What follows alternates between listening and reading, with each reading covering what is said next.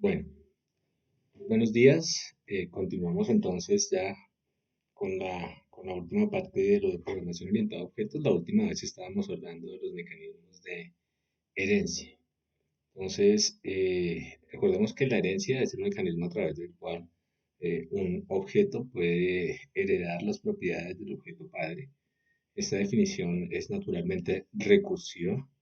Entonces, podemos crear algo que se llaman las jerarquías de clases que nos permiten describir y estructurar objetos en términos de objetos que son más generales que él. ¿Listo? Entonces, mm, vamos a hablar de algo que se llama el polimorfismo. Pero yo creo que antes de definirlo, la forma más fácil es verlo funcionando en un ejemplo. ¿Listo? Entonces, el polimorfismo está ligado a la noción de herencia. Vamos a, vamos a mostrarlo primero en un ejemplo y después vamos a discutir sobre qué es eso del polimorfismo. ¿Listo? Entonces, para construir nuestro primer ejemplo de polimorfismo, vamos a construir por ejemplo, esta jerarquía de clases. Vamos a construir una clase shape que va a tener, que va a tener, por ejemplo, un método que se llama, eh, a las formas yo les puedo calcular el área, ¿cierto? Entonces yo les puedo calcular qué área. Entonces, puedo retornar el área. ¿Listo? Entonces, el área del objeto puede ser, por ejemplo, 0.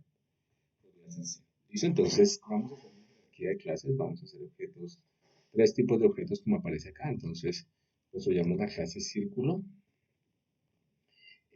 que es una forma, ¿cierto? Círculo es una forma, entonces podemos hacer que herede la clase forma. Entonces, acá para que esto tenga la clase forma. Eh, y ahorita vamos a hacer, por ahora, mm, construyámosle un constructor a la clase. Eh, Hagámosle un constructor a la clase círculo. El círculo tiene un radio, entonces, como hacemos un constructor, la forma de inicialización. Entonces, acá tendríamos init, aquí tendríamos, por ejemplo, el radio y la referencia a sí mismo. Entonces tendríamos la referencia a sí mismo, damos el radio acá, para distinguirlo simplemente ponemos igual a esto de acá, ¿listo?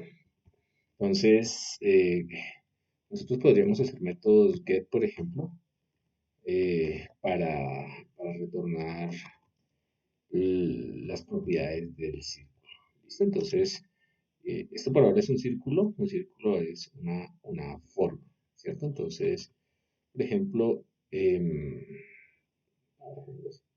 listo, entonces construyamos otra clase hija de la clase forma. Por ejemplo, podríamos tener una clase llamada square, que es un cuadrado.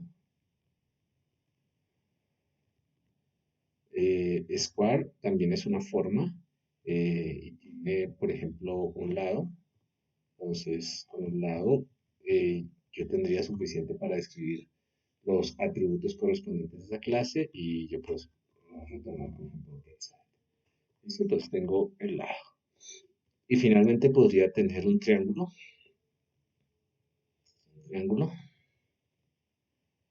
que también es un shape, ¿cierto? Y podría tener, eh, ¿cómo podemos especificar un triángulo? Supongamos que lo especificamos con eh, dos de sus lados, o la base y la altura. Hagámoslo más fácil así. La base y la altura. ¿Listo? Entonces un triángulo se puede escribir por su base y por su altura. De hecho, hay muchos triángulos que podrían tener la misma base y la misma altura. Entonces, para no nos confundamos con el triángulo. Que sea fácil, un rectángulo. Por ejemplo, un rectángulo fácil, entonces tiene un ancho y tiene un alto. Entonces yo podría almacenar su ancho y podría almacenar su alto.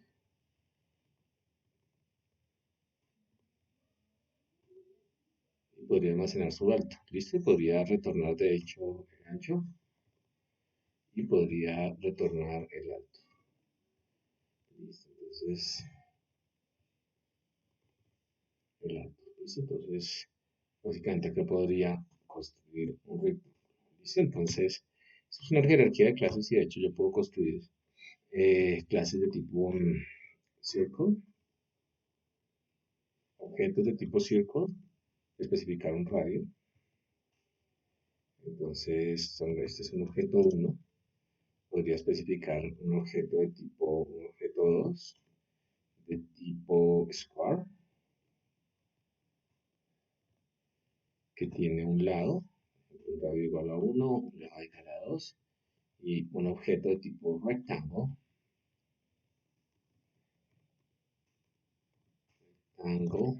del ancho 1 y del lado 2. ¿Listo? Entonces, eh, yo tengo estos tres y les puedo pedir, de hecho, sus propiedades, pero fíjense que cuando yo definí la clase shape, yo dije, bueno, todos los shape parecen que tuviesen un área. Entonces, yo de hecho heredo, es decir, yo tengo una copia de este método dentro de cada una de esas clases. Veamos. Por ejemplo, el objeto uno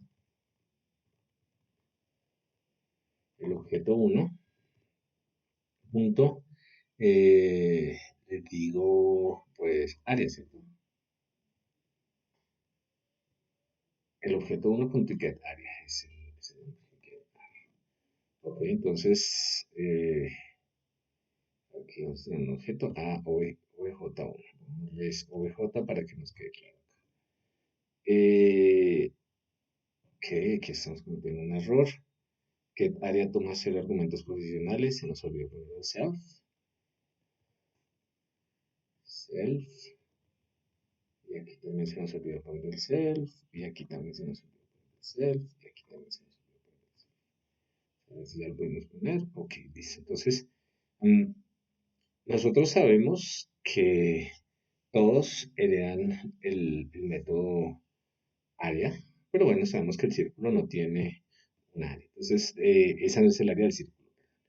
Entonces, yo podría calcular el área del círculo y voy a hacer algo que se llama, que es definir de nuevo la función. Y esto se llama sobreescribir la función.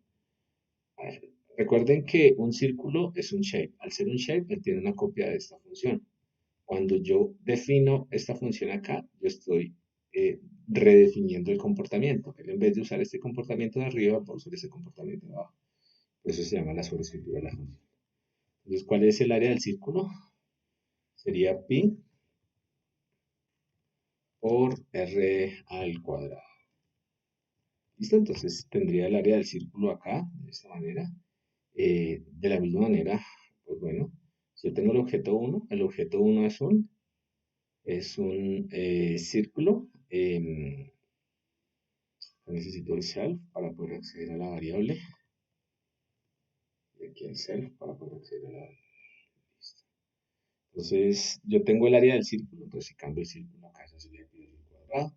Ya tengo definida el área. De la misma manera que yo tengo el área, a ver, primero nótese que antes de que yo definiera esto, él estaba llamando a esta función de acá. Antes de yo definir esta función de acá, él estaba llamando a esta. En el momento en que yo defino esta función dentro de la clase hija, él en vez de llamar a esta, sobreescribe ese comportamiento, es decir, utiliza este nuevo comportamiento cuando yo lo llamo. Por eso ahora cambian los valores. ¿Listo? Entonces, de la misma manera yo puedo tener un square acá. Eh, ya de hecho lo tengo. Podría calcular también el área del cuadrado. Calculemos el área del cuadrado y sobreescribamos ese método. Get área, entonces el área del cuadrado sería el lado por el lado. Y de la misma forma yo puedo sobreescribir el área o el método o redefinir el comportamiento del método que calcula el área del rectángulo. Entonces tendría W. Muy bien, entonces de esta forma yo en vez de acceder al método del padre podría acceder a los métodos de los hijos y calcular las áreas correspondientes. ¿Listo? Entonces, muy bien. Entonces, ¿qué he hecho por ahora? Pues definí una jerarquía de clases una jerarquía de clases, shape, circle y aquí para mí fue rectangle. Y cada una de estas clases tenía este método definido. ¿Listo? Ahora vamos a hacer algo que es muy interesante. Em, Supongamos que nosotros queremos llamar el área de estos objetos que yo sé que son de tipo shape, pero yo no sé qué tipo de objeto tengo. Entonces, básicamente yo podría hacer lo siguiente. Supongamos que yo tengo el área del círculo. Vamos a redefinirla así. Área círculo. Círculo. Área square. Y área rectangular. Entonces, si yo quisiera el área del círculo, pues le diría área del círculo. Quisiera el área del rectángulo, le diría área del rectángulo. Pero si quisiera el área aquí es el área del square. Si quisiera el área del círculo, del rectángulo, le diría área del rectángulo. Muy bien. Entonces,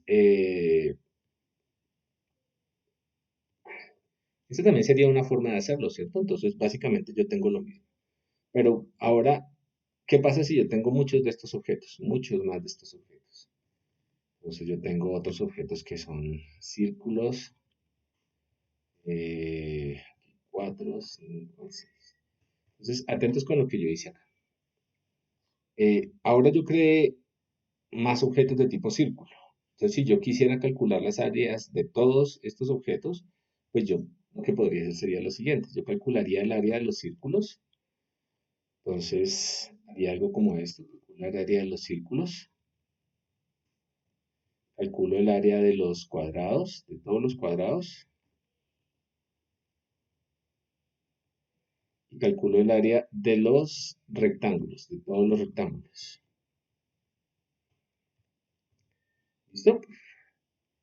Y pues funciona. Pero el problema es que pasa si, por ejemplo, yo añado una nueva figura. Por ejemplo, un rombo o un octágono.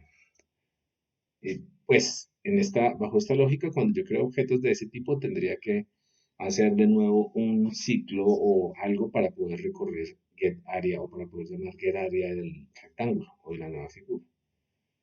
Pero, eh, bueno, si hacemos eso, pues tenemos un problema y es que cada que agreguemos una nueva figura, pensemos que estamos haciendo un editor gráfico y queremos que el editor calcule las áreas de las figuras.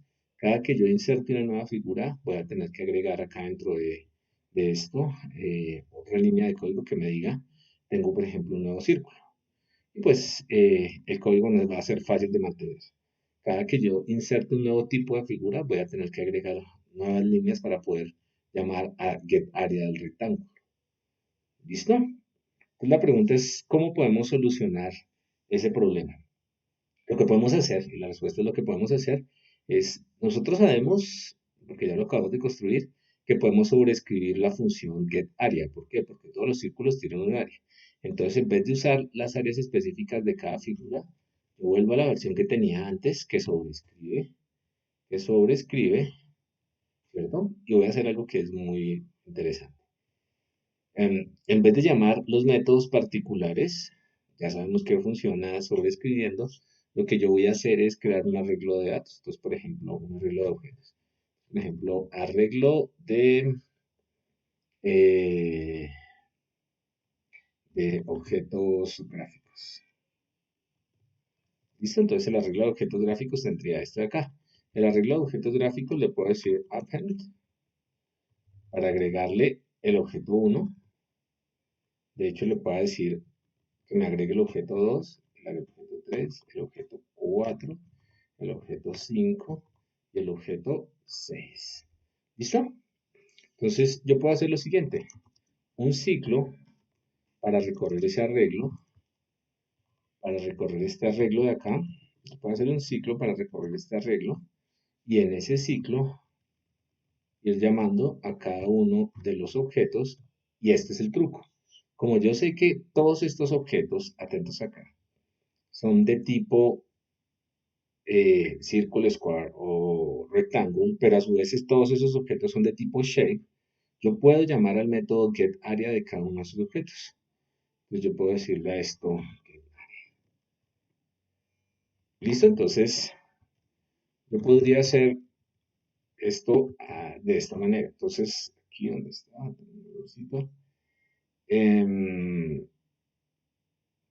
me falta un range, ¿cierto? Muy bien. Listo, entonces, ¿qué hice yo acá y por qué este código es diferente al código que tenía yo antes?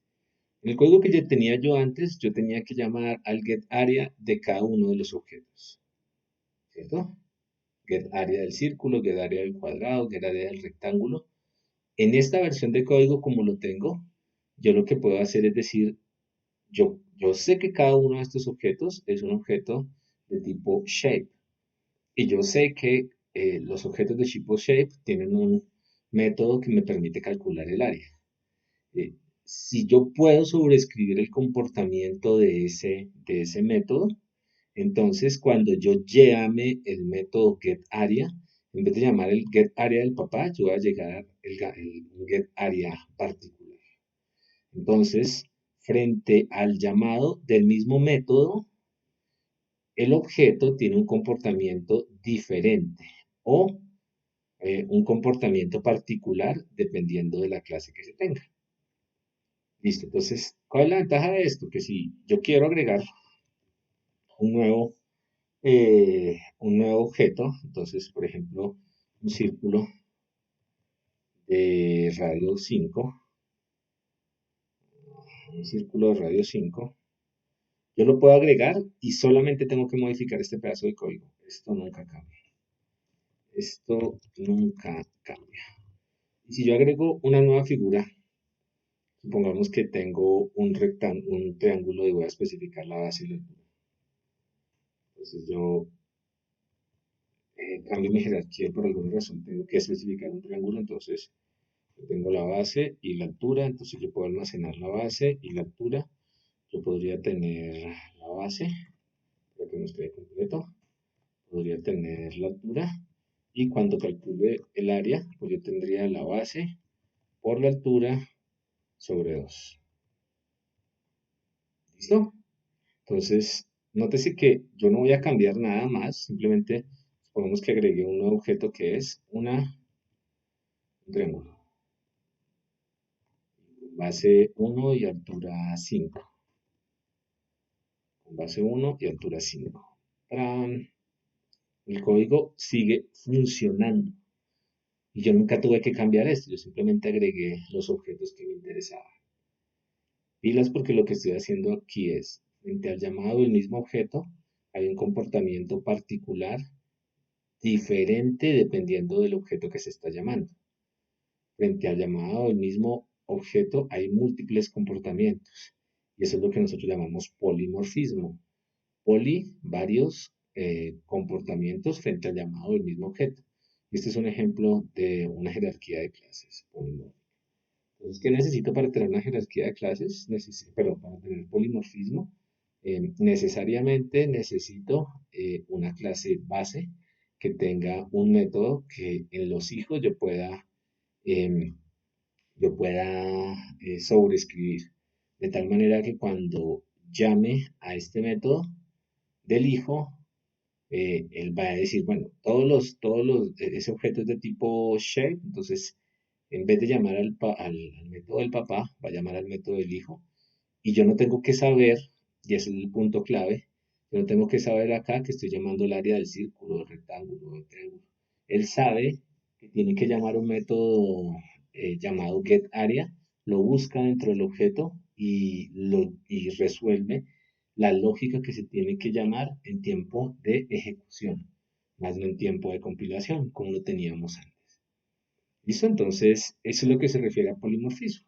Entonces, la gran ventaja de esto es que yo puedo agregar tantos objetos como quiera, puedo definir tantas clases como quiera, diferentes. Inclusive un programador nuevo puede heredar de una clase que ya existe y crear otro tipo de lógica. Y si sobrescribe los métodos, es decir, si redefine los métodos del papá, pues en el momento en que se llamen, esto va a funcionar bien. ¿Listo? Entonces, esa es la noción de polimorfismo. Y esos dos son los conceptos claves en programación orientada a objetos. La herencia y el polimorfismo. Yo no puedo tener polimorfismo si no tengo herencia. Es necesario que lo defina.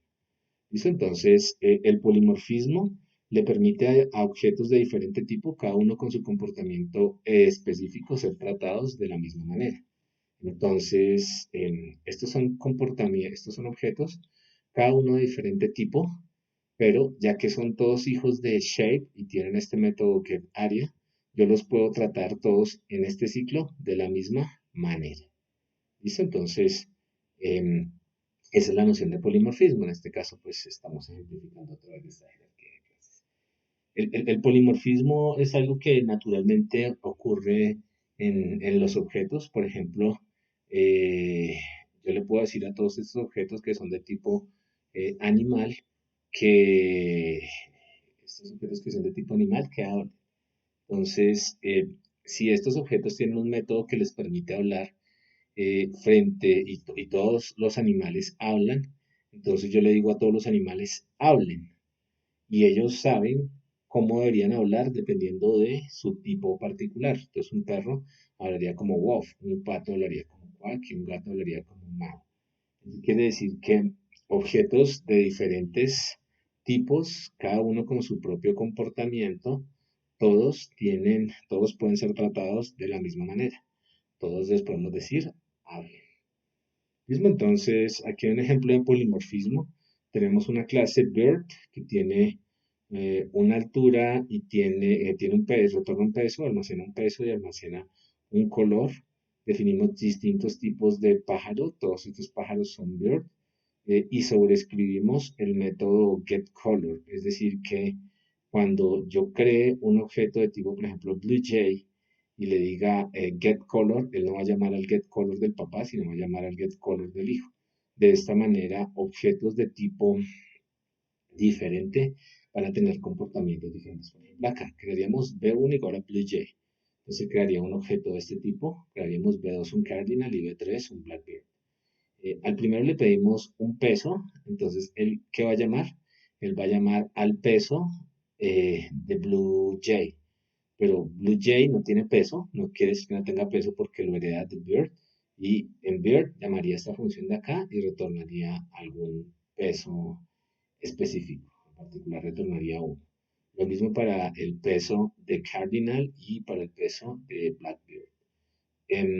Cuando yo le digo color, por otro lado, si yo le digo a Blue Jay que me dé color, él no me llama al del papá, porque él sobreescribió ese comportamiento, él definió su propio comportamiento específico y este pedazo de acá, este pedacito de acá, básicamente lo que nos está diciendo es, usted tiene un beard, usted aquí toma el peso, ahorita miramos esto, toma el peso, y aquí lo que nos está diciendo es, se define esta función, y los hijos que quieran usarla tienen que implementarla.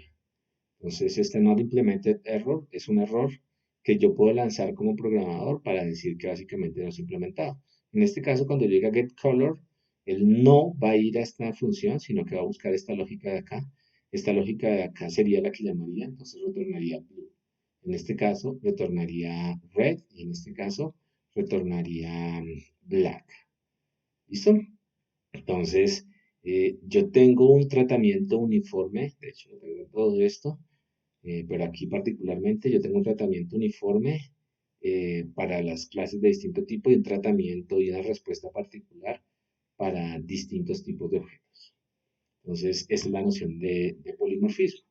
Entonces, el polimorfismo es algo que uno comúnmente utiliza eh, para el diseño de funcionalidades, por ejemplo, en el diseño de interfaces gráficas de usuario. Entonces, pensemos en los objetos que tenemos dentro de la barrita de tareas en Word o en PowerPoint. Entonces, yo puedo tener círculos, squares o triángulos y yo podría hacer lo siguiente. Si la forma seleccionada es un círculo, entonces él crea un círculo. Esto es como el pedazo de código que simularía cuando yo estoy creando las figuras, entonces tengo todas estas figuras de acá. Entonces digo, si la forma es un círculo, crea un círculo. Si no, es un tipo de tipo 2, si no es un tipo 3, si no crea un cuadrado y si no crea un triángulo. ¿Listo? Entonces, yo podría hacer lo siguiente.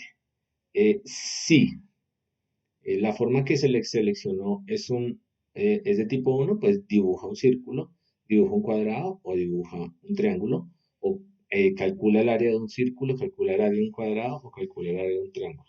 O mueve el círculo, mueve el cuadrado, mueve el triángulo. Podríamos o alcanzamos a ver que si tenemos 3, pues de pronto es manejable. Pero si tenemos 3 por 2, 4, 6, 18, tenemos un montón de código para algo que a todas luces parece ser lo mismo. ¿Cómo podríamos implementar, utilizar el polimorfismo para tener un mejor diseño de este código? Lo que podríamos hacer sería lo siguiente. Yo sé que circle, square y triangle son shapes, tal como lo habíamos definido y discutido antes. Entonces yo podría crear dentro de shape algunos métodos, por ejemplo, el dibujar, el calcular el área y el moverse. Y esos métodos podrían sobreescribirse en la clase de los hijos. Entonces yo podría crear el shape, podría dibujar, calcular y crear y redimensionar, por ejemplo. En este caso, podría lanzar errores relacionados con que no se ha implementado. Esta sería la clase papá.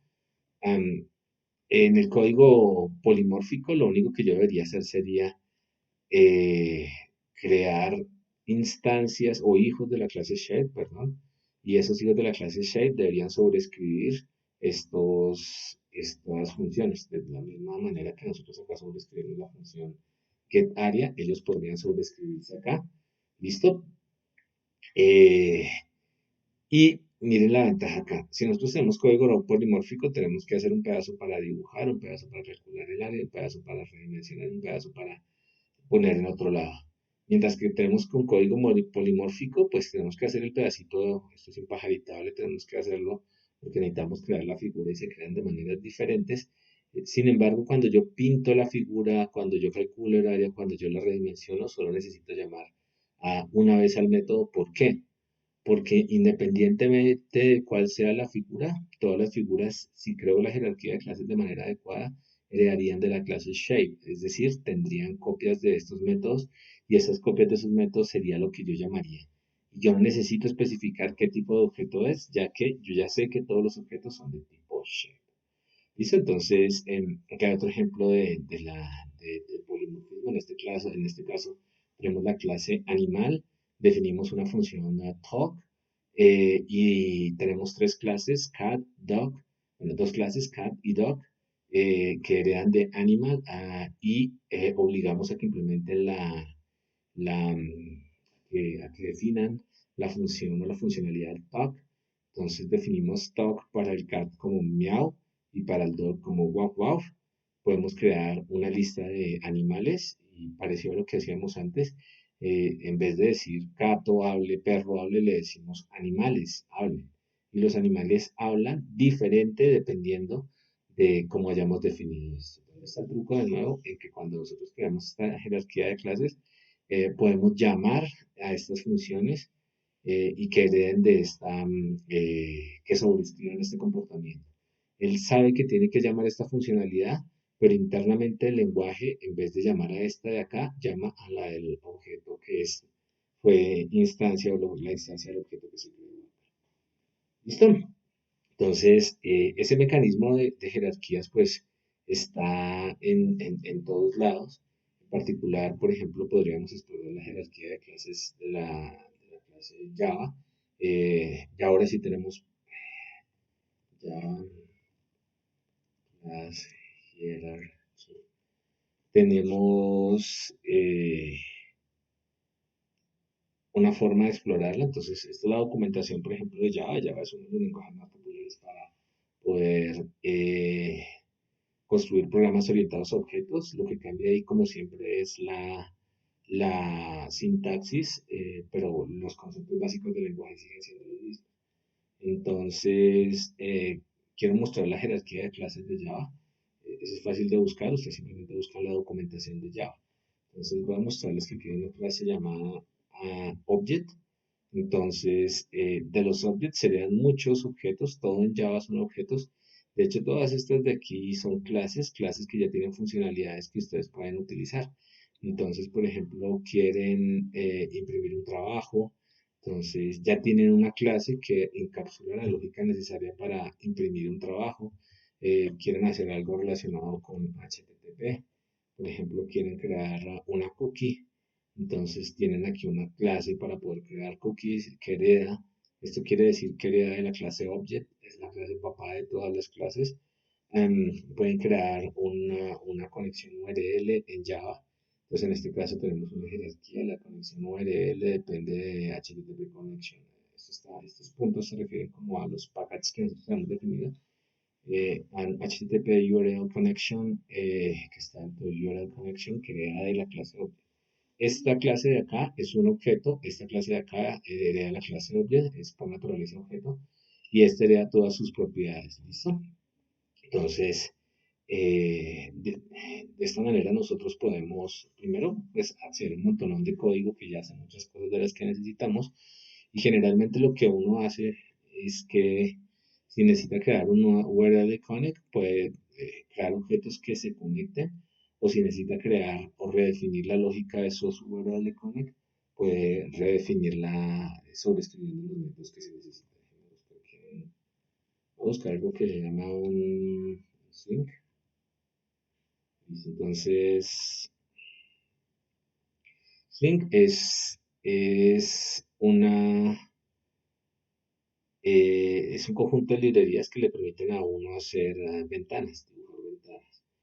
Entonces, vamos a discutir un poquito sobre cómo se dibujan las ventanas. La idea de las ventanas es la siguiente. Ustedes pueden tener una jerarquía de clases asociadas a las ventanas. Ya miramos las entonces, en Java.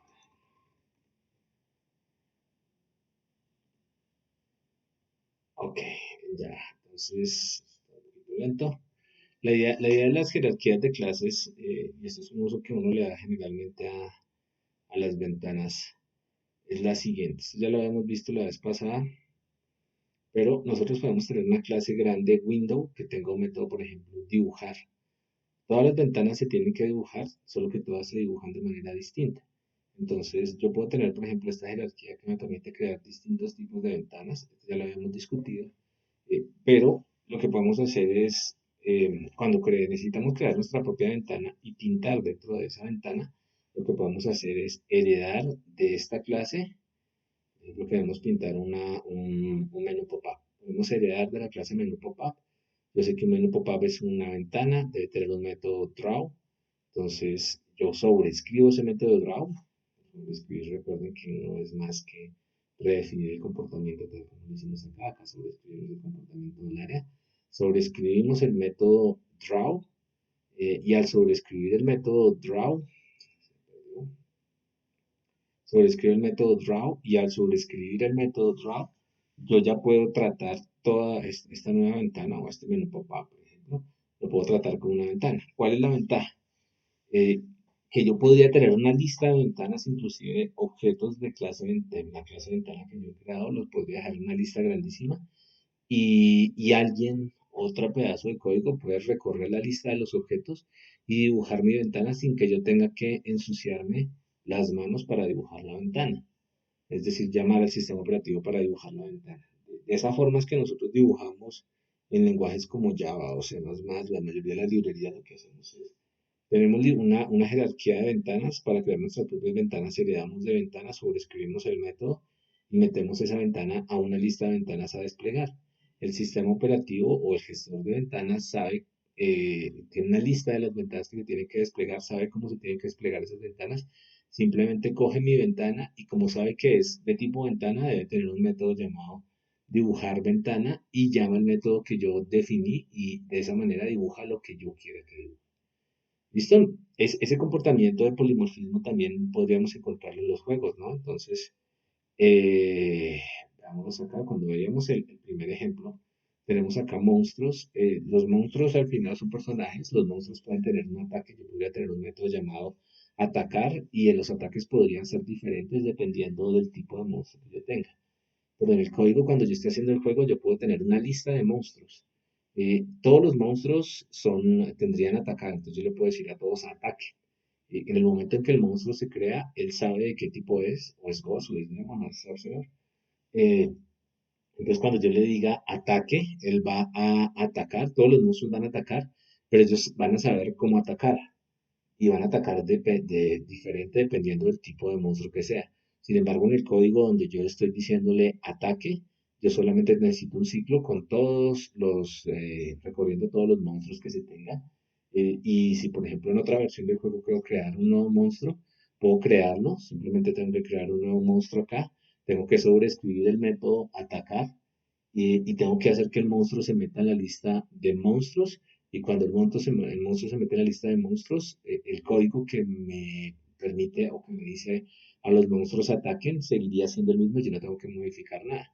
De hecho, si ustedes han jugado en estos juegos de plataforma donde tipo Minecraft, donde ustedes definen comportamientos particulares de sus objetos, lo que hay por detrás son comportamientos de naturaleza polimórfica, porque ustedes definen sus propios objetos y el sistema del juego como tal llama el comportamiento de esos objetos. ¿Listo? Entonces, esas son las propiedades principales de la programación orientada a objetos. Ya sabemos que nos permiten encapsular atributos y métodos, nos abstraen tipos de datos, encapsulan, es decir, ocultan el comportamiento y nos permiten controlar mejor el estado de las variables que nosotros estamos trabajando. Además de eso, a través de ese mecanismo podemos hacer herencia, que es esa idea de que yo me jalo los comportamientos de mis papás sin tener que redefinirlos de nuevo ni copiar ese código. Y polimorfismo, que es esa idea de que frente al mismo llamado de un conjunto de objetos, si heredan de un papá que tiene un comportamiento definido, ellos pueden especificar un comportamiento particular dependiendo del tipo. Listo, eso era lo que tenía que contarles de programación orientada a objetos. Muchas gracias.